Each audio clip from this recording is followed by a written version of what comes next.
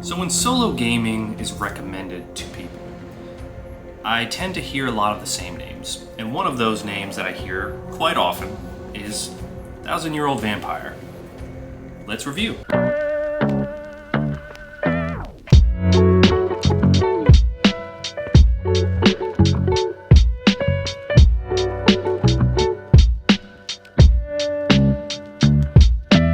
Welcome back to the channel. If you're new here, I am Sacred. This is the Sacred Art of Gaming, where we like to talk about tabletop gaming and a lot of solo play type stuff.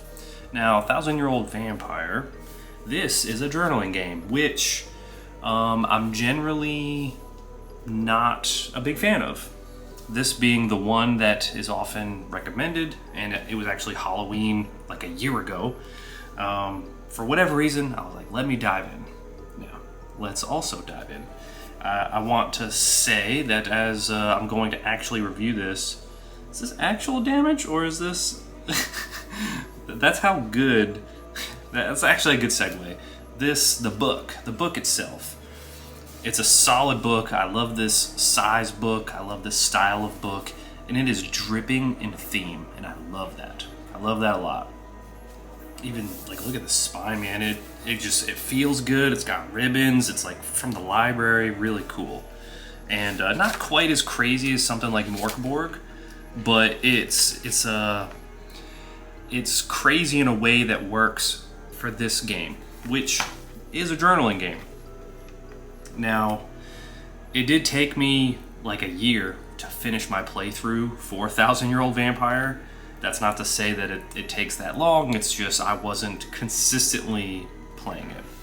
Now, the layout of the book I think is also excellent. The art and stuff is also really cool. This is kind of just giving you a general breakdown. I'm gonna flip through the book so you can see some of the stuff, but I feel like the mechanics can be summed up pretty easily. And that is going to be that you're going to roll a d10 and a d6, and you're gonna have a ton of prompts, and depending on if you get a positive result or a negative result, that will determine if you go forwards or backwards, or if you stay on the same place. I'm trying to remember. I think the D10 is supposed to be the positive number. So if the D6 is higher, we'll cross that bridge when we get to it.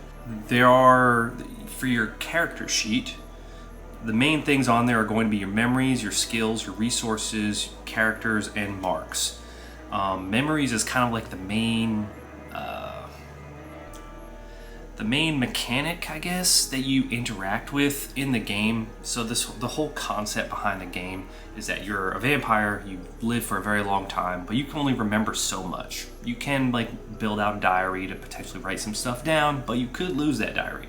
Now, what happens is you get like 5 sections, we'll say, and each of those sections get like 3 memories within them, so I try to keep them within like a theme. But then once you get to like a 6th one, you then have to lose one, which is a cool mechanic.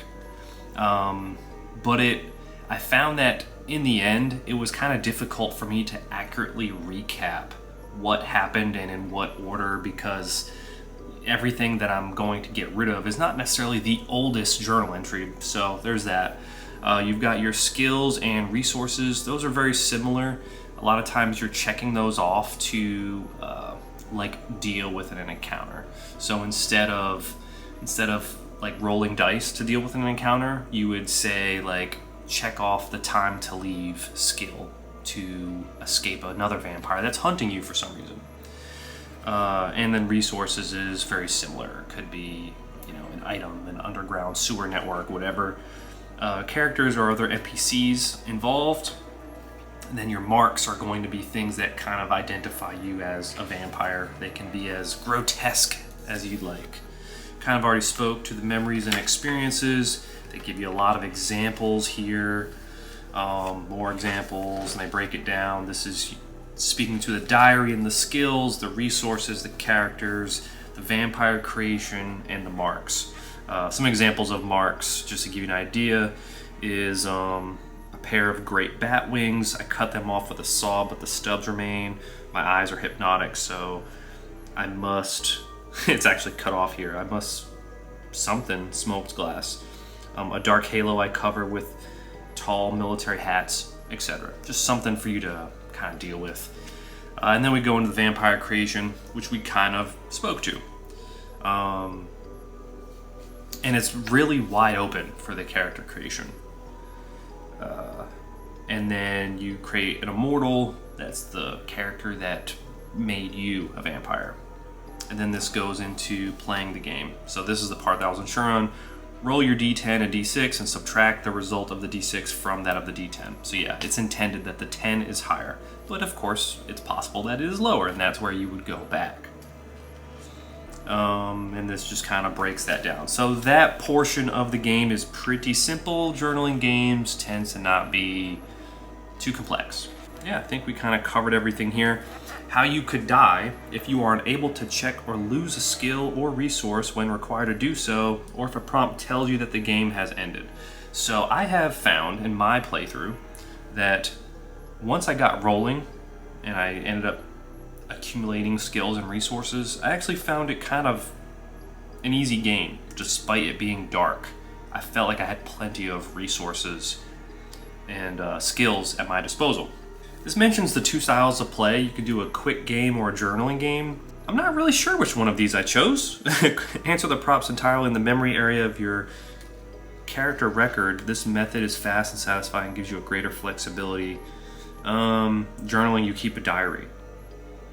I think I technically maybe did the journaling, but I didn't write like paragraphs. I wrote like a few sentences. I tried to meet the objective of what it says, which is what happened and how did it make your vampire feel, and then I would add anything else that I felt like was necessary. I would try to keep it as short as possible. Answer the prompts in a way that feel natural. Okay, great. The passage of time. Okay, there's just some general tips and stuff, and then we get into the prompts. So this gives you a nice little review of everything. Start counting at prompt 1 and go from there. Positive number goes forward, negative goes backwards. You can't go negative past 1. A 0 keeps you on the same prompt. If you get the same thing 3 times, there's multiple prompts on each number. And then if you, it actually says here, I just noticed this, if you get it like, so 1, 2, 3, if you get it a 4th time, then you're supposed to go to the next prompt, like forward or backwards. I think it says forward. I technically went to there are optional ones in the back. So I went to that same number in the back instead of doing that for whatever reason. Yeah, it says skip to the next prompt. So this is the first prompt, and this is the only prompt that I'm really gonna show you. Obviously I don't want to spoil the game for you. So we'll roll a D6 and a D10 here. There's my D6 and my D10. While that rolls, I'm gonna grab the book that I used so you can get an idea as to what it looked like for me. This was my character, and I did actually make a video on this whenever I started, and it probably was like a year ago, kind of giving ideas to the marks, the characters. He started as a Templar Knight. Here's all the skills that I landed with, a couple of diaries, and then here's my memories. So you can see that, you know, some are crossed out, but some are kept. And it went on for a decent amount, but not a ton. I mean, this was kind of the end for me. All right, so in this scenario, we'll say that's a 10 and a 6. So 10 minus 6 is 4. Let's say I resolved number 1. I would go ahead 4. So that would give you, so 1 to 2, 2 to 3, 3 to 4, 4 to 5. That would give you the prompt for 5, and you start at the top. I don't want to spoil that one, but I will spoil this first one because it's the very first one. In your blood hunger, you destroy someone close to you, kill a mortal character, create a mortal if none are available, and then take the skill Bloodthirsty. So you can gain skills or check skills as needed, and then you'll constantly be creating and killing characters also as needed. I'm sorry if you hear my washing machine. So, it's gotta do laundry. Something that I found which I think surprised me. I mentioned that I thought the game was surprisingly easy despite it being dark. Something that also surprised me is it kind of ended out of nowhere. I was kind of disappointed in that in a way. I got to a certain prompt. I want to say it's like 73 or 74, so there's quite a few. I think it goes up to like 80 or 100, something like that, not even including the optional ones. And it just got to that point, and it was like, hey, this thing happens, the end. And it honestly wasn't even a negative ending. In my case, it was a positive ending. I did look back and forth at the ones that were around that ending, and they were all negative, so I must have gotten pretty lucky. I was actually ready to embrace like just some dark shit, which there are plenty of warnings throughout the game to say like, feel free to lean into some dark shit, but also be warned, dark shit with like death and all kinds of crazy stuff, body dismemberment and etc. So yeah. So other than, I mean, mostly prompts. This is the optional prompts in the back, and these different appendices. If you don't have dice on you, you can use this to generate some numbers. And then we also have some addition. I think this is like a poem here that you can read. Some more art. Some questions about 1,000-year-old vampire. This is kind of like flavor in the back. Honestly, I didn't really mess with this stuff. Oh, this is just questions that I think the author answered. And then some suggestions for group play. And as you can see, the theme shines through all the way through. This mentions the character record. This is actually what the character sheet is intended to look like. I felt like this was not nearly enough space, so I did not use that. I just used what I felt was a thematic looking diary. Okay, cool. So that is the book as a whole. And here's the back that I continue to read at the end of the video instead of the beginning. So, oh, this won 3 Annie Awards, huh? The Tabletop Design Award.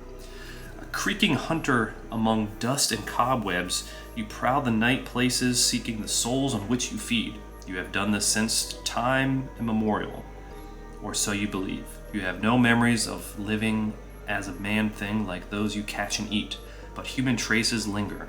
Your fingers trace clever arabesques in the dirt of arabesques in the dirt of your grave place, and with the flourishes come whispered songs in a language you've forgotten. Far away in a museum hangs your portrait in oil by a master 500 years dead. You might have been lovers, but the diary you kept then is long lost. 1,000-Year-Old Vampire is an introspective, emotional, and sometimes frightening role-playing game built for lonely solo play across a few hours or many weeks. Intended for mature players. Yeah, I think I agree with that. All in all, I enjoyed my experience with it, but was this enough to like turn me towards journaling games? Not really. Not to say that the book is not good, it's just maybe it's not for me. I think maybe journaling games as a whole is not for me unless it directly relates to a different tabletop game that I have going at that time. I 100% intend to use this character and characters within this in other games, but do I have anything I could put them into right now? No. Something I would do differently if I were to play this again. I wouldn't be a vampire. You can be a different immortal if you'd like, if you want to be like a werewolf or a sorcerer or a lich or something. I think I'll definitely change that up. Also, I don't think I'll do it in the real world. Something that I thought was really cool in the beginning was basing it on history, which I was really digging initially when it was around a time period that I was very interested in. But as time went on, I had to figure out, as my character's moving and as time is passing, I needed to realize like, hey, what